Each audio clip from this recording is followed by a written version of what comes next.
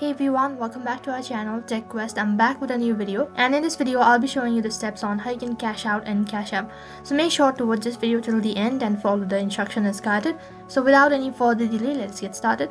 So first thing, you need to log in into your CashApp account, and once you're logged into your account, so then tap on the icon located in the bottom left corner of your screen, and after that you'll be directed to My Cash, and on this page you need to click on Cash Out. So once you're on this page, you need to enter the amount that you want to transfer. So once you've decided how much amount you want to transfer it, tap on Cash Out, which is right at the bottom, and after that a pop-up will appear. So you have two different options, so standard and instant. Now if you go on with the standard, then the transaction might take some couple of days, and in case if you go on with the standard, then it might only take couple of minutes. So then select the mode that is convenient for you, and after that you've successfully transferred money from your CashApp account. So that is how you can cash out on your CashApp account. So that is all for this video. I hope the video was helpful. Make sure to like, share and subscribe to our channel. Thank you for watching.